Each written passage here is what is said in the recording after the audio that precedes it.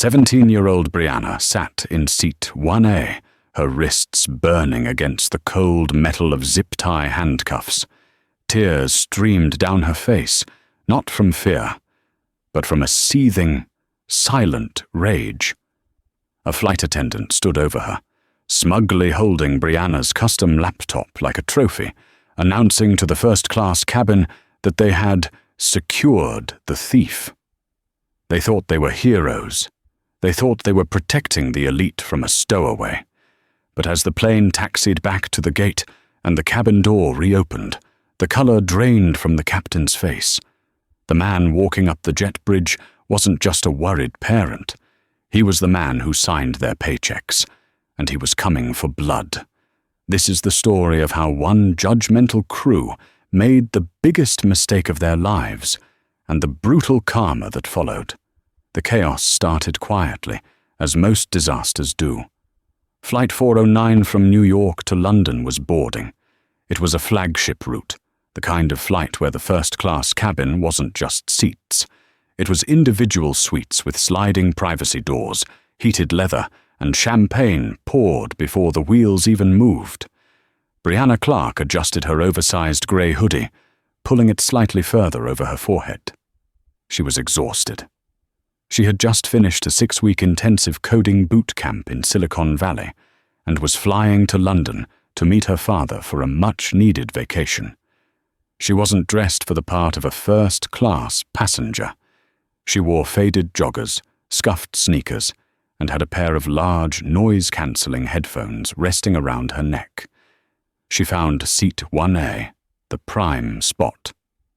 She dropped her backpack, which looked like a standard school bag but contained about $30,000 worth of custom hardware, onto the floor.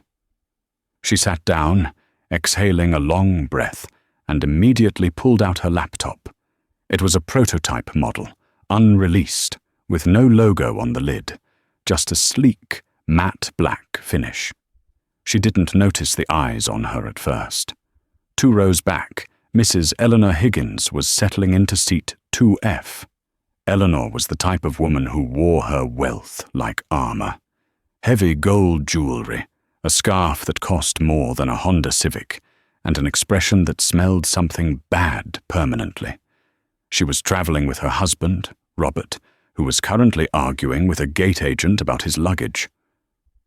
Eleanor scanned the cabin, her eyes landing on Brianna. She squinted. A black teenager in a hoodie, sitting in the most expensive seat on the plane? Eleanor scoffed audibly, unbuckling her seatbelt and leaning into the aisle to flag down a flight attendant. The flight attendant, Brenda, was already having a bad day. The flight was overbooked, catering was late, and her seniority review was coming up. She plastered on a tight, practiced smile as she approached Eleanor. "Can I get you some champagne, Mrs. Higgins?" Brenda asked, her voice dripping with artificial sweetness. "No, you can't," Eleanor snapped, pointing a manicured finger toward the front of the cabin. "You can explain to me why there is an unaccompanied minor, looking like a street urchin, I might add, sitting in seat 1A. My husband wanted that seat. The booking agent said it was taken by a VIP." Brenda looked toward 1A. She saw the hoodie. She saw the sneakers. She saw the teenager typing furiously on a strange-looking laptop. Brenda frowned. She checked her manifest. Seat 1A was listed under the name B. Clark. No honorific, no frequent flyer status listed on the quick view tablet she held. Just a name. "I'm sure it's just a mistake, Mrs. Higgins," Brenda said, her voice lowering to a conspiratorial whisper. "Sometimes economy passengers sneak up here, hoping we won't notice before takeoff. I'll handle it." "See that you do," Eleanor huffed, crossing her arms. "It degrades the experience for the rest of us." Brenda straightened her blazer and marched toward seat 1A. She didn't approach with the deferential politeness reserved for paying customers. She approached with the authority of a school principal, catching a student in the hallway without a pass. "Excuse me," Brenda said loudly, looming over Brianna. Brianna didn't hear her. She was deep in a line of code, her headphones cancelling out the ambient noise of the cabin. Brenda tapped Brianna's shoulder hard. Brianna jumped, startled, and pulled her headphones down. "Oh, sorry. Did I miss the safety briefing?" Her voice was soft, polite, articulate. "Let me see your boarding pass," Brenda demanded, hand outspread. "No, please. No, ma'am." Brianna blinked, confused by the aggression. Sure. It's on my phone." She dug into her pocket, unlocked her phone, and held up the QR code.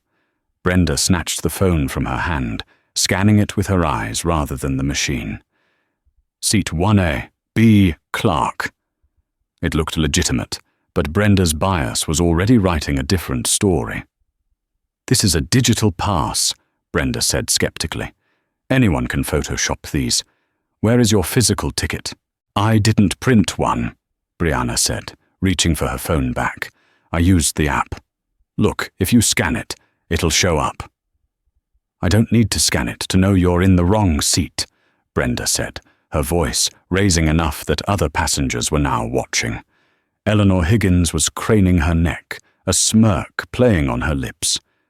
"This cabin costs $12,000 a seat, young lady. Did your parents buy this for you?"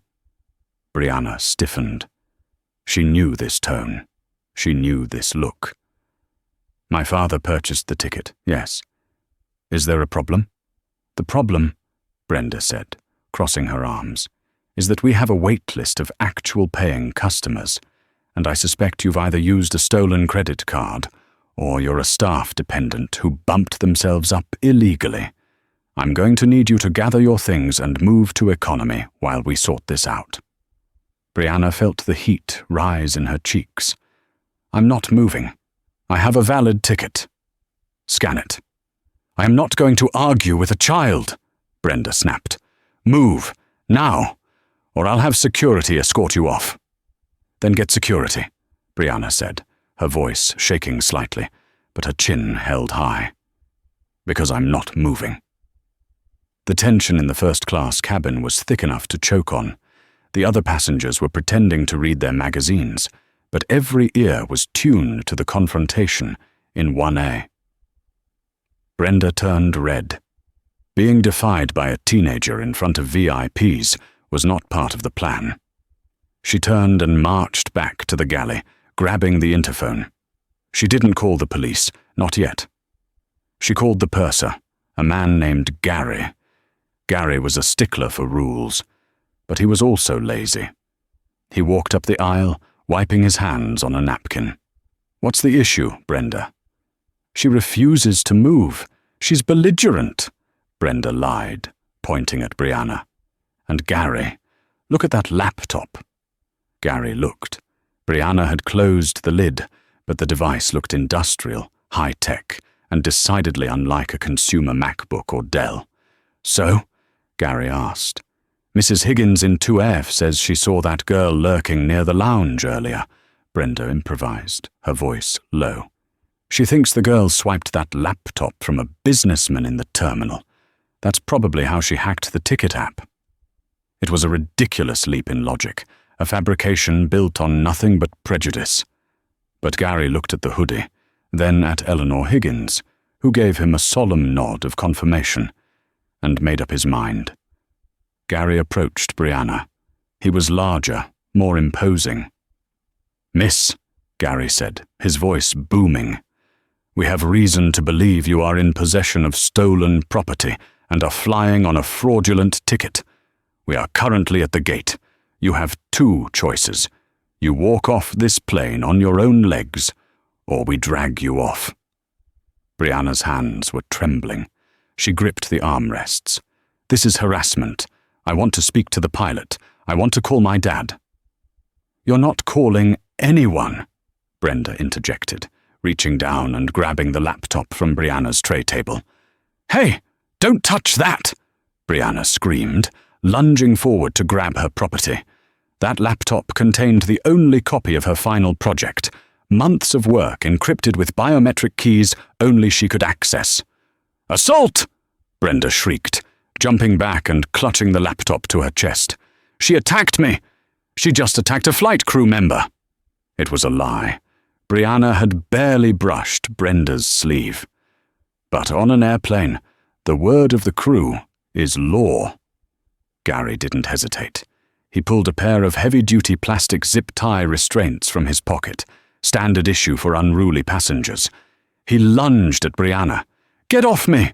Brianna cried, struggling as Gary twisted her arm behind her back. She was small, only 5'4", and Gary was a heavy man. He shoved her face against the plush leather of the seat she had rightfully paid for. "Stop resisting," Gary yelled, playing to the audience. "You're hurting me," Brianna sobbed, the humiliation burning hotter than the pain in her shoulder. Within seconds, her wrists were bound tight behind her back. Gary hauled her up by her arm, dragging her out of the seat. "Sit there." Gary shoved her into the jump seat near the cockpit door, buckling her in aggressively. "And don't you say a word." Brenda stood in the aisle, holding the black laptop up. "I'll act as witness, Gary. She tried to strike me when I confiscated the stolen item." Eleanor Higgins clapped slowly from seat 2F. "Bravo, finally, some safety on this airline. Good riddance." Brianna sat in the jump seat, tears blurring her vision. She couldn't wipe them away because her hands were bound. She felt utterly powerless. She watched as Brenda walked back to the galley, placing the laptop on the counter like a trophy. "I need to make a call," Brianna whispered, her voice broken. "Please, just let me call my father." "Your father can pick you up from airport jail," Brenda sneered. "Captain is calling the authorities. We're going back to the gate to hand you over." The plane, which had begun to push back during the altercation, shuddered to a halt. The captain's voice came over the intercom. "Ladies and gentlemen, apologies for the delay.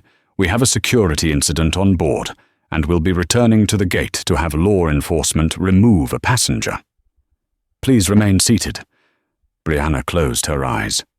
She took a deep breath, trying to calm her racing heart. They thought she was a criminal. They thought she was nobody. She looked at Brenda, who was busy chatting with Eleanor, the two of them laughing about kids these days. "You have no idea," Brianna thought.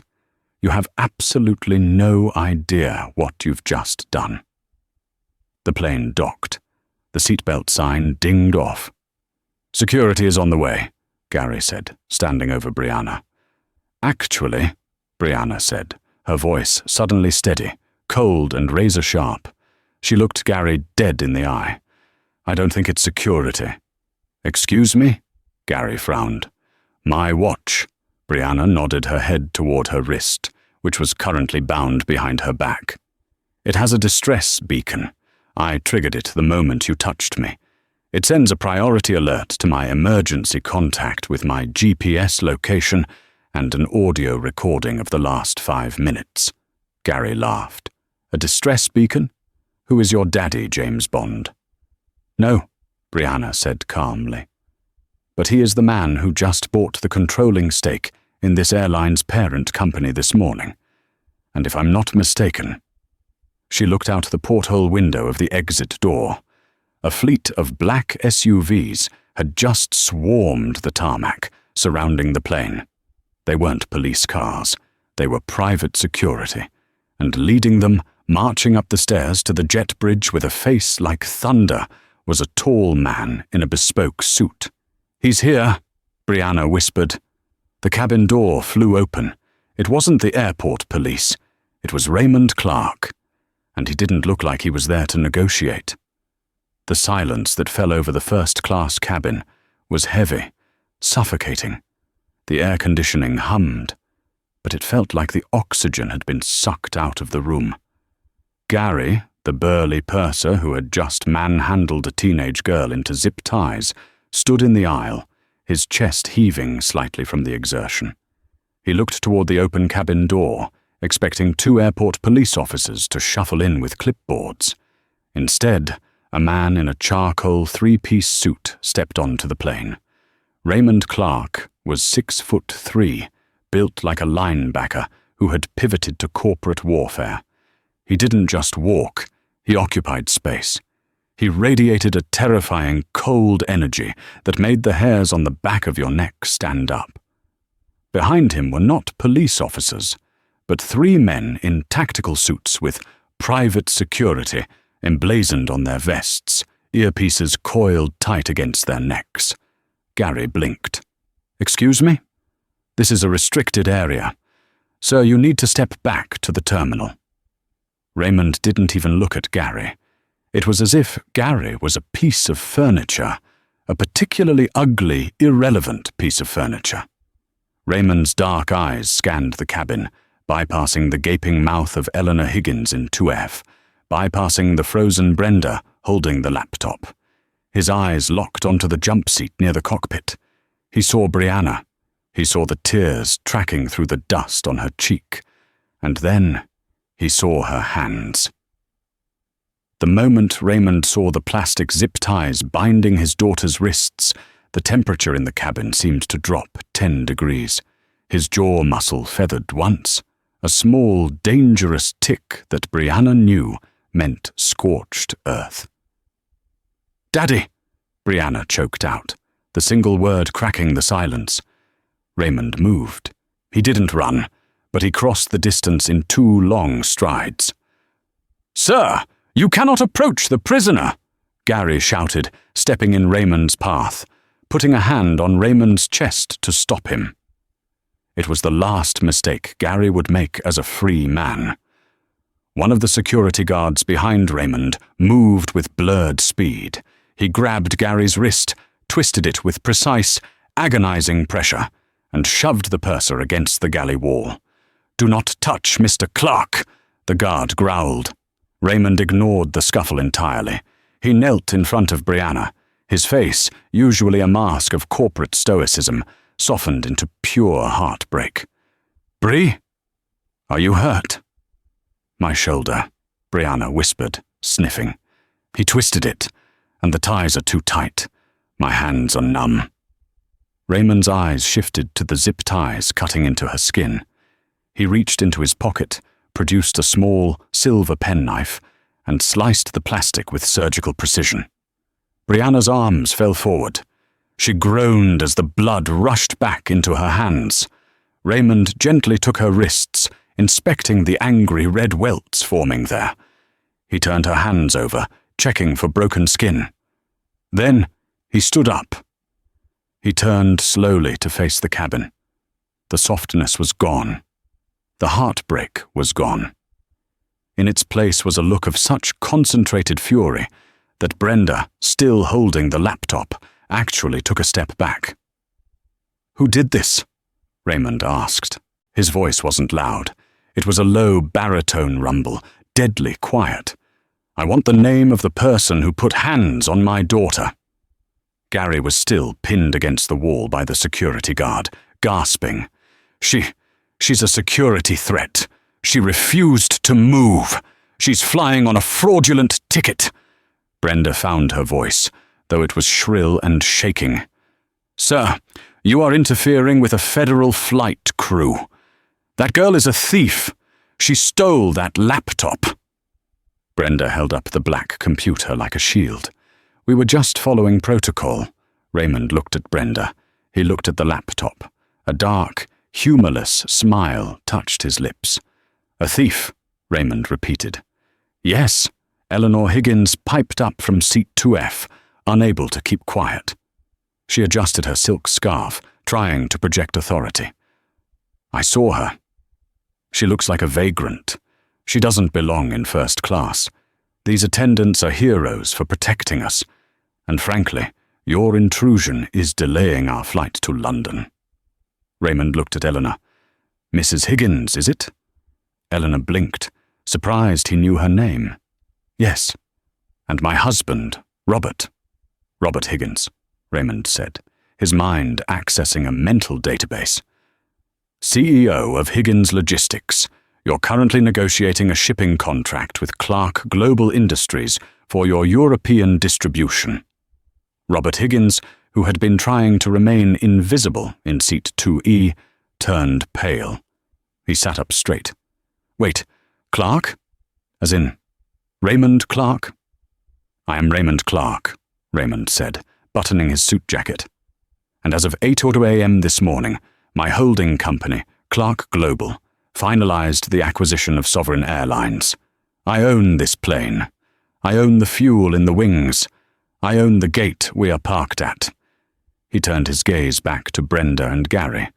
And, Raymond continued, his voice hardening like concrete, I certainly own the laptop you are currently holding, which contains the proprietary source code for my company's next billion-dollar AI merger. Code that my daughter wrote. Brenda's hands went slack. The laptop slipped from her fingers. Before it could hit the floor, Raymond caught it with one hand. Oops, Raymond whispered. Careful with my property. That's a felony. The atmosphere in the cabin shifted from confusion to absolute terror. Brenda looked at Gary. Gary looked at the floor. The realization was crashing down on them like a tidal wave. They hadn't just profiled a random teenager. They had assaulted the daughter of their new boss. This is a misunderstanding, Brenda stammered, her face draining of color. Sir, Mr. Clark, the manifest, it just said B. Clark. It didn't say VIP. She was dressed in, well, look at her. I am looking at her, Raymond said, stepping closer to Brenda. I see a 17-year-old girl dressed for comfort on a 10-hour flight. I see a brilliant honor student. What I don't see is a reason for you to treat her like a criminal. She refused to show her ticket, Gary yelled from the wall, trying to salvage the narrative. She was belligerent. Brianna, Raymond said, not looking away from Brenda. Phone. Brianna, rubbing her sore wrists, handed her father her phone. Raymond tapped the screen, bringing up the boarding pass. He held it inches from Brenda's face. Seat 1A, Raymond read. Full fare. Purchased via the corporate account. Validated. The scanner wouldn't have worked, Brenda lied desperately. We thought it was a screenshot. Did you try to scan it? Raymond asked. Well, no, Brenda admitted, her voice trembling. But Mrs. Higgins said, I don't care what Mrs. Higgins said, Raymond snapped, his voice finally rising, cracking like a whip. I pay you to follow protocol, not the whims of a prejudiced passenger. He turned to the rest of the cabin. This flight is cancelled. Gasps erupted. You can't do that, Eleanor Higgins shrieked. We have meetings. We have vacations. This plane is now a crime scene, Raymond announced calmly. My security team has already contacted the local police department. Not the airport security you called, Gary. The real police. Because what happened here wasn't a security incident. It was assault. It was false imprisonment. And it was theft. He pointed to the security guard holding Gary. Bennett, bring him to the front. Brenda, sit in seat 1A. Since you wanted my daughter out of it so badly, you can sit there while we wait for the detectives. Detectives? Brenda squeaked. Tears began to spill down her heavily make-upped face. Mr. Clark, please, I have a family. I've been with this airline for 15 years. I was just trying to protect the cabin. You profiled my daughter, Raymond said, his voice dropping to a whisper that carried more weight than a scream. You saw a black girl in a hoodie and decided she didn't belong. You didn't check her ticket. You didn't ask her name. You let a passenger's bias dictate your actions. Raymond walked over to Robert Higgins in seat 2E. Robert looked like he wanted to dissolve into the upholstery. Robert, Raymond said cordially, about that contract. Raymond, please, Robert stammered, sweating. My wife. Eleanor is... She's old-fashioned. She didn't mean anything by it. She called my daughter a street urchin and a thief, Raymond said. And you sat there and let her. You watched a grown man twist a child's arm and said nothing. Raymond pulled out his phone. He dialed a number and put it on speaker. Yes, Mr. Clark? A voice answered. It was his chief legal officer. Kill the Higgins logistics deal, Raymond said, staring Robert in the eye. Done, the voice said instantly. And send a memo to all our subsidiaries. Higgins Logistics is blacklisted. Any vendor who uses them loses our business. Understood, Robert Higgins gasped, clutching his chest. Raymond, that will bankrupt me. That's 60% of my revenue.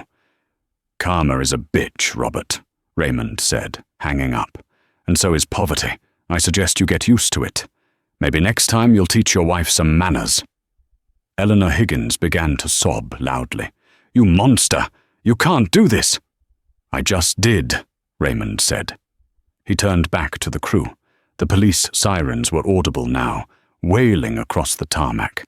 Blue and red lights began to flash against the interior cabin walls, painting the terrified faces of the crew in strobe light bursts of color.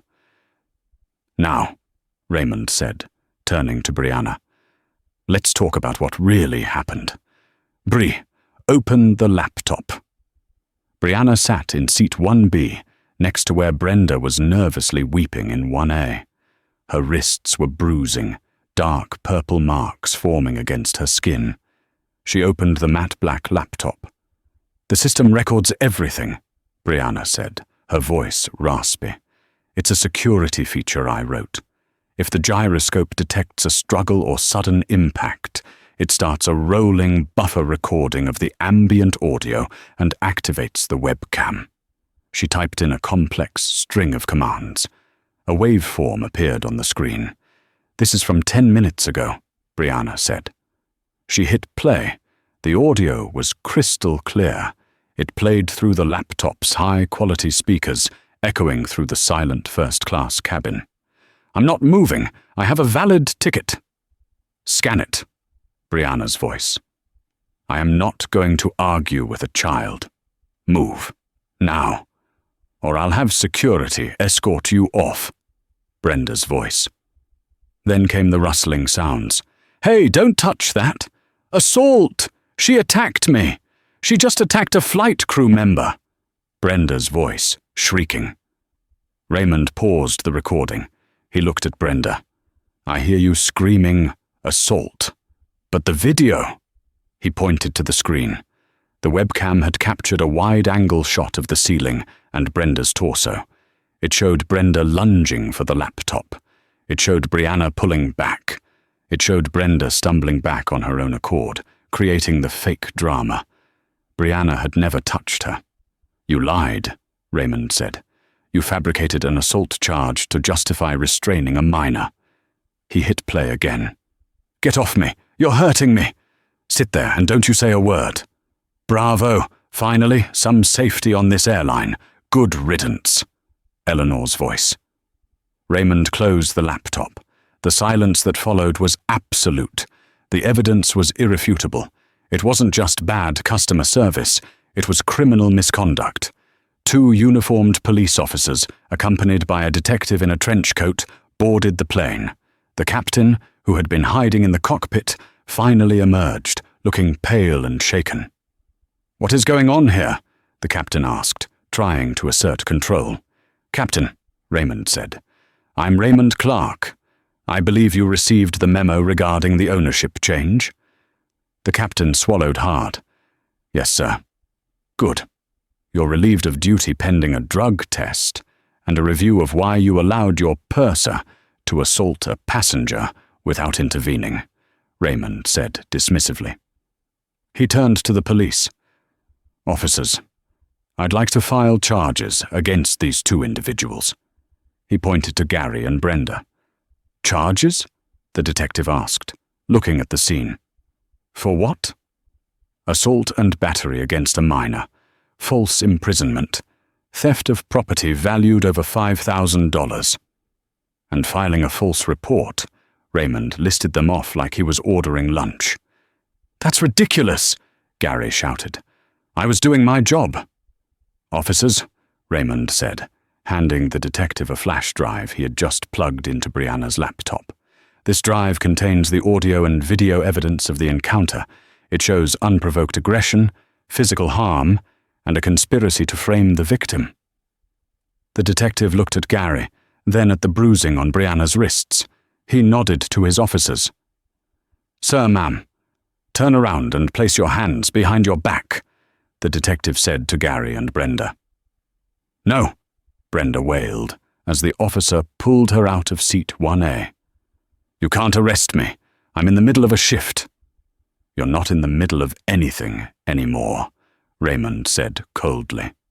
"You're fired, effective immediately, and don't bother looking for a job in the aviation industry. I'll make sure your file is flagged globally as a security risk." Gary tried to pull away. "This is illegal. You can't just buy the airline and do this." "I can," Raymond said. "And I did." The officers clicked the handcuffs onto Gary. The clicking sound was ironically similar to the zip ties he had used on Brianna just minutes before. "Calmer," Brianna whispered, rubbing her wrists.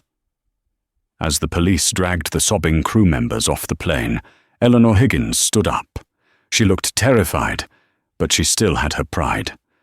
"Well," she huffed, "now that the rabble has been removed, can we get a new crew? We really do need to get to London." Raymond turned his gaze to Eleanor. He had almost forgotten about her. Almost. "You're not going to London, Mrs. Higgins," Raymond said. "Excuse me?" "You're deplaning," Raymond said. "In fact, everyone is deplaning. This aircraft is being taken out of service for a full investigation." "But my luggage!" Eleanor cried. "My vacation!" "Bennett," Raymond signaled his head of security. "Escort Mr. and Mrs. Higgins off the plane and ensure they are placed on the no-fly list for Sovereign Airlines and all its partners." "No-fly list?" Robert Higgins choked. "Raymond, we have a home in the south of France. How are we supposed to get there?" "Swim," Raymond suggested. Bennett stepped forward. "Let's go, folks. Move it." As the Higginses were marched off the plane, protesting and threatening lawsuits that they could no longer afford, Brianna looked up at her dad. The adrenaline was fading, and the pain in her shoulder was throbbing. "Dad," she said softly. "Everyone is watching." Raymond looked around. The other passengers in first class were staring, wide-eyed. Some were recording on their phones. "Let them watch," Raymond said, loud enough for the cabin to hear. "Let them see what happens when you mess with my family." He reached out and gently tucked a stray curl of hair behind Brianna's ear. "Are you okay to walk, sweetheart? Or do you want me to carry you?" Brianna managed a weak smile. "I can walk, but can we take the private jet next time?" Raymond chuckled, a dry sound. "Yeah, I think that's a good idea." They walked off the plane together, leaving behind an empty first-class cabin that still smelled of expensive perfume and fear. But the story wasn't over. The video Brianna's laptop had captured was about to go viral. And while the crew had been arrested, the real fallout, the public reckoning, was just beginning. The ride away from the airport was silent, but it was the silence of a storm that had just broken. Raymond Clark sat in the back of his armored Maybach, his daughter Brianna resting her head on his shoulder. An ice pack, retrieved from the car's mini-fridge, was pressed against her swelling wrist. "Did you mean it?"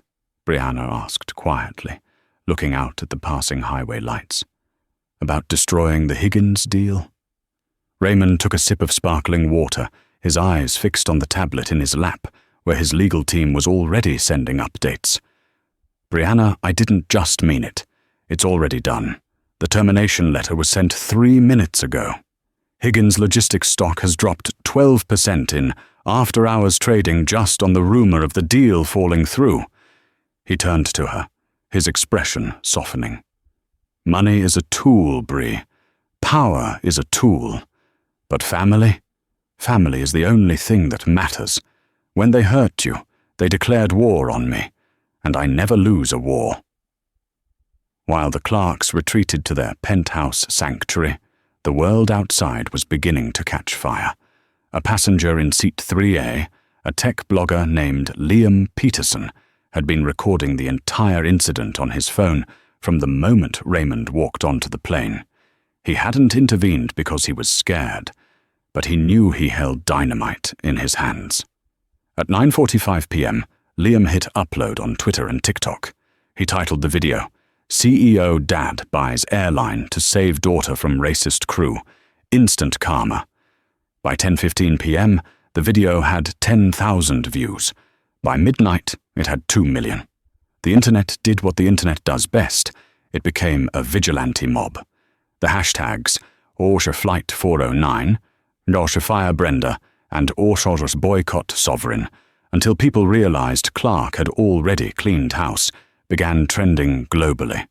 But the real damage wasn't just social, it was financial. The fall of Robert Higgins. The next morning, at the headquarters of Higgins Logistics, Robert Higgins walked into his office building. He expected a few whispers. He didn't expect his keycard to be deactivated. He stood at the turnstile, tapping the plastic card frantically. The red light blinked. Access denied. "There must be a glitch," Robert muttered to the security guard, a man named Frank, whom he had ignored for 5 years. "No glitch, Mr. Higgins," Frank said, not looking up from his monitor. "Board of Directors is meeting in the conference room. They revoked your clearance. You're to wait in the lobby." "The lobby?" Robert sputtered. "I own this company." "Not anymore, you don't." 10 minutes later, the General Counsel, a sharp-featured woman named Patricia Wells, walked down to the lobby. She didn't offer a handshake. She handed him a thick envelope. "Robert," Patricia said coldly, "the board has voted unanimously to remove you as CEO, effective immediately. The morality clause in your contract is quite specific about conduct detrimental to the company's reputation." "This is about the plane?" Robert shouted, drawing stares from the receptionists. "That was my wife, not me." "You were there, Robert," Patricia said, checking her watch. "And the video shows you sitting there, letting it happen. Clark Global has blacklisted us. 3 other major shipping partners pulled out this morning. You have become radioactive. The company cannot survive with your name attached to it." "But my shares," Robert whispered, his knees shaking, "are plummeting," Patricia said. "We're initiating a clawback of your severance package to cover the damages from the Clark cancellation. You're leaving with nothing, Robert. Security will escort you to your car. Do not go to your office." Robert staggered out of the building, a broken man. He pulled out his phone to call Eleanor, but he saw a notification from his bank. Account frozen. Pending litigation. Raymond Clark hadn't just sued him. He had frozen his assets via an emergency injunction. The poverty Raymond had promised was arriving faster than an express shipment. The interrogation, meanwhile, in the bleak, fluorescent-lit interrogation room of the Precinct 4 station. Brenda sat across from Detective Reynolds. She was still wearing her flight attendant uniform, but it was rumpled, stained with tears and sweat. She had spent the night in a holding cell with a woman arrested for bar fighting. Brenda, who prided herself on being elite, was shaking uncontrollably. "I want to go home," Brenda whimpered. "I have a union rep coming." Detective Reynolds, a man with tired eyes and zero patience for bigotry, tossed a file onto the metal table. "Your union rep called. They're not coming." Brenda froze. "What?" "The flight attendants' union released a statement an hour ago," Reynolds said, opening the file. "They are condemning your actions. They said they don't defend members who commit felonies or violate civil rights. You're on your own, Brenda." "I didn't commit a felony," Brenda shrieked. "I just moved a passenger." "You filed a false police report claiming assault," Reynolds corrected her. "That's a felony. You physically restrained a minor without cause. That's battery and false imprisonment. And we have the laptop data, Brenda. We know you lied about the ticket. Reynolds leaned in. But here is the kicker. Mr. Clark's legal team has dug into your history. This isn't the first time, is it? We found 3 complaints from unauthorized expulsions of minority passengers in the last 5 years. You have a pattern, and the district attorney is looking to make an example out of you. Brenda put her head in her hands and sobbed. It wasn't the cry of someone sorry for what they did. It was the cry of someone sorry they got caught. Gary is in the other room, Reynolds said calmly. He's cutting a deal. He says you ordered him to tie the girl up. He says you orchestrated the whole thing to please Mrs. Higgins. Brenda's head snapped up. That lying coward! He enjoyed it. He twisted her arm. Then I suggest you start talking, Reynolds said, clicking his pen. Because the train is leaving the station, and you're currently tied to the tracks. The wheels of justice turned slowly, but when they are greased by the unlimited resources of a billionaire father scorned, they grind exceedingly fine. 6 months had passed since Flight 409 was grounded by the arrival of Raymond Clark. In that time, the story hadn't just remained a news headline, it had become a cultural touchstone. The image of Brianna's bruised wrists had been plastered across every major news outlet, from London to Tokyo. But while the public debated airline policies on Twitter, the real war was being fought in the quiet, mahogany-paneled trenches of the Superior Court. The morning of judgment. On the morning of the sentencing hearing, the sky over the city was a bruised purple, heavy with rain. Inside the Clark penthouse, the mood was somber. Brianna stood in front of a floor-to-ceiling mirror, adjusting the collar of her navy blazer. She was 18 now. The softness of childhood had left her face, replaced by a guarded, steely resilience. She traced the faint, pale line on her left wrist, the scar tissue where the zip tie had cut too deep. It was a permanent reminder that no matter how much money her father had, safety was never guaranteed. You don't have to do this, you know, Raymond said. He was standing in the doorway, holding 2 cups of coffee. He looked tired. The legal battle had been expensive, not in money. Money was irrelevant, but in energy. I can have the lawyers read your statement. You can stay here. Watch it on the private feed. Brianna turned, taking the coffee. No, Dad. They looked me in the eye when they hurt me. I'm going to look them in the eye when they pay for it. Raymond nodded, a swell of pride combating his protective instinct. The security team is downstairs. The paparazzi are already swarming the courthouse steps. Are you ready?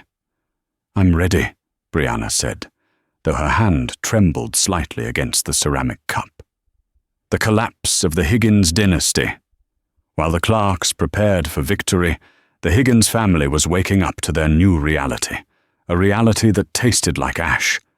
Robert and Eleanor Higgins were no longer living in their sprawling estate in Greenwich. That property had been liquidated 3 months ago to satisfy a breach of contract lawsuit filed by one of their former partners, a lawsuit quietly encouraged by Clark Global's legal team. They were now renting a cramped, 2-bedroom condo in a nondescript suburb in New Jersey. Robert sat at the small kitchen table, staring at his laptop screen. His LinkedIn profile, once boasting the title of CEO, was now a graveyard of ignored messages. He had applied for 17 consulting positions in the last week. He had received 0 callbacks. "Robert," Eleanor called from the bedroom. Her voice, once shrill and commanding, sounded thin and brittle. "The dry cleaner won't release my good coat.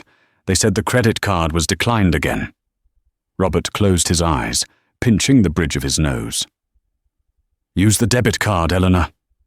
"I tried," she snapped, walking into the kitchen wearing a bathrobe that had seen better days. "It says insufficient funds. How can we have insufficient funds? We're the Higginses. We are nobody, Eleanor," Robert exploded, slamming his hand on the table. The cheap laminate rattled. "Don't you get it? Raymond Clark didn't just fire us. He salted the earth. My name is poison in the industry. Every time a background check runs, the first thing that pops up is the deposition video where you admitted to calling his daughter a street urchin." Eleanor flinched. "I was stressed. It was a misunderstanding." "It was the end of our lives," Robert whispered. He spun the laptop around to show her an email notification. "Look at this. The country club just revoked our membership. Violation of moral conduct bylaws." "Do you know who sits on that board?" "Raymond's CFO." Eleanor sank into a chair, burying her face in her hands. The realization was finally settling in. There would be no more galas, no more first-class flights. They were trapped in the amber of their own arrogance, preserved forever as the villains of a viral story. And the worst part, they had nobody to blame but themselves. The courtroom theatre. The courtroom was packed to capacity. The air smelled of wet wool, floor wax, and high-stakes anxiety. Sketch artists were scribbling furiously in the front row, trying to capture the tension in the room. At the defense table sat Brenda Patterson and Gary Stone. Brenda looked like a ghost. The arrogance she had worn like a uniform on the plane was gone, replaced by a terrified hollowness. She had lost 30 pounds. Her hair, usually dyed a vibrant blonde, was showing inches of grey roots. She kept wringing her hands, staring at the table, refusing to look at the gallery. Gary, on the other hand, looked angry. He was whispering furiously to his court-appointed attorney, a weary man named Thomas Reed, who looked like he'd rather be anywhere else. The bailiff's voice boomed. "All rise. The Honourable Judge Arthur Pendleton presiding." Judge Pendleton swept into the room, his black robes billowing. He was a stern man in his 60s with a reputation for zero tolerance regarding civil rights violations. He took his seat and peered over his spectacles at the packed room. "Be seated," Pendleton commanded. "We are here for the sentencing phase. The defendants have entered guilty pleas to charges of false imprisonment and filing a false police report. We will now hear victim impact statements." The prosecutor, a sharp, formidable woman named Samantha Cole, stood up. "Your Honor, the prosecution calls Brianna Clark." A hush fell over the room as Brianna stood up. The sound of her heels clicking on the hardwood floor echoed like gunshots. She walked to the witness stand, her face composed, her chin high. Brenda Patterson finally looked up.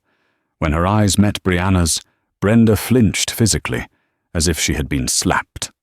"Ms. Clark," Samantha Cole said gently, "please tell the court how this incident has affected you."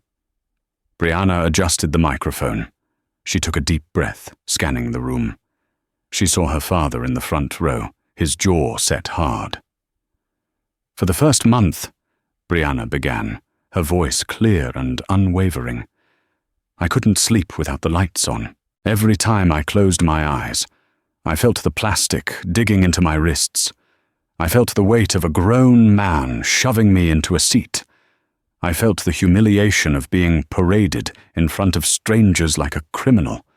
She paused, looking directly at Gary Stone. Gary looked away. "But the physical pain wasn't the worst part," Brianna continued. "The worst part was knowing that I did everything right. I studied hard. I earned my success. I bought a ticket. And none of it mattered. To Mr. Stone and Miss Patterson, I wasn't a passenger. I wasn't a customer. I was a target. They looked at my skin and my hoodie, and they decided I didn't deserve to be there." She turned her gaze to Brenda. "You stood there and lied, Miss Patterson. You held my laptop, my life's work, and claimed I stole it. You tried to take my future away because you were annoyed that I existed in your space." Brianna leaned forward, her voice dropping to a whisper that carried to the back of the room. "You wanted to teach me a lesson about my place in the world. Well, I learned a lesson. I learned that my place is wherever I say it is. And no one, not you, not a zip tie, and not a badge, is ever going to move me again. She stepped back from the mic. The courtroom remained silent for a long, heavy moment. Several jurors were wiping their eyes. Even the stenographer had paused, her hands hovering over the keys. The defense flail's Thomas Reed, the defense attorney, stood up wearily. He knew he was fighting a losing battle, but he had to try. "Your Honor," Reed said, buttoning his cheap suit jacket. "My clients are deeply remorseful. They were working under extreme pressure. Flight 409 was delayed, the cabin was chaotic, and they made a split-second judgment call. It was the wrong call, yes. But is prison the answer? Miss Patterson is a single mother. Mr. Stone has a spotless record prior to this. They have already lost their jobs, their pensions, and their reputations. Surely probation is sufficient punishment." Judge Pendleton listened, his face unreadable. He tapped his pen against the bench. "Mr. Reed," the judge said, his voice dry. "I reviewed the audio evidence from Ms. Clark's laptop. I heard the split-second judgment. It lasted 11 minutes. That is not a split second. That is a sustained assault. I heard Miss Patterson mocking the victim. I heard Mr. Stone laughing while he restrained a minor. That is not pressure. That is malice." The judge turned his gaze to the defendants. "Brenda Patterson, please stand." Brenda stood up, her legs shaking so badly she had to grip the table. "You were the senior crew member," Judge Pendleton said. "You set the tone. You had a duty of care to every passenger, regardless of their age or attire. Instead, you acted as a bully. You weaponized the police against a child to cover up your own bias." Brenda began to sob. "I'm sorry, Your Honor. I'm so sorry." "I believe you are sorry now," the judge said. "But a badge and a uniform are a trust. You broke that trust." He looked down at his paperwork. "Brenda Patterson, I sentence you to 36 months in the state correctional facility. You will not be eligible for parole for 24 months. A gasp ripped through the room. Brenda's knees buckled and she collapsed back into her chair, wailing. 3 years. Her life as she knew it was over. "Gary Stone, please stand." Gary stood, his face pale. "You provided the muscle," the judge said with disdain. "You enjoyed the violence. I sentence you to 24 months in state prison."